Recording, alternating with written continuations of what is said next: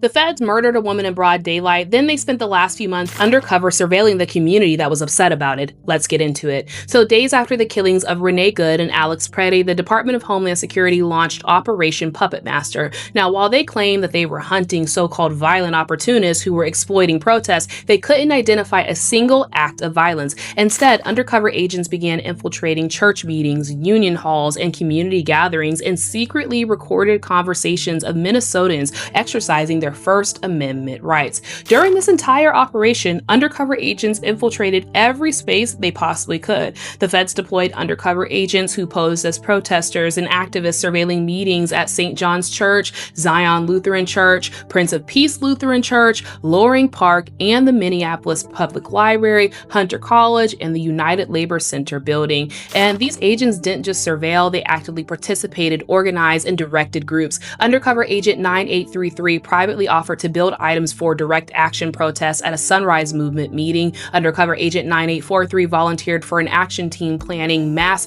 non-cooperation where the potential violations of law could occur. Using the Signal username Peanut Butter Jelly, this agent exchanged messages about fundraising, propaganda, and designing protest flyers, all protected under the First Amendment. These agents captured license plate information at anti-ICE meetings, ran the plates to obtain names, searched social media, and compiled intel workups complete with names, photos, addresses, family information, and employment details. They surveilled the Whipple Watch Group, which are citizens that peacefully observe ICE activity. They monitored general strike planning meetings and even unrelated protests like a No Kings protest and a Stop the War in Iran rally. The feds also secretly obtained financial records from unions and nonprofits, including SEIU, the Communications Workers of America, Voices for Racial Justice, and the Sunrise Movement by using administrative summons with zero criminal predicate and violating the Right to Financial Privacy Act. Understand that this wasn't a case of rogue agents acting alone. This is all by design thanks to NSPM-7. On September 25th, 2025, Trump signed the National Security Presidential Memorandum 7, aka NSPM-7.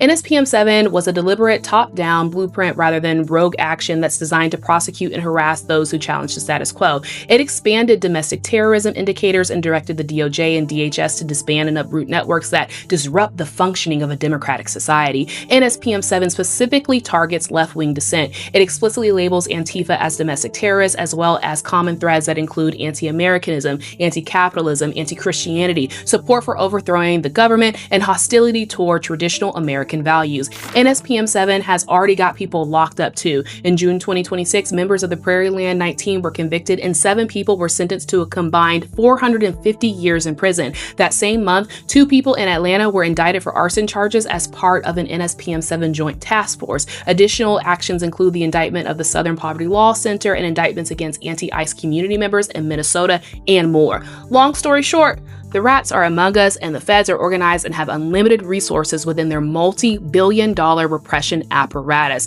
They're constantly looking and waiting for an opportunity to disrupt, derail, and defund the people's movements. But now is not the time to resort to weird and isolating techniques and tactics. Now is a great time to be organized, though. Take care of yourselves and each other, too. This is Monique with the Black Belt Daily, signing out.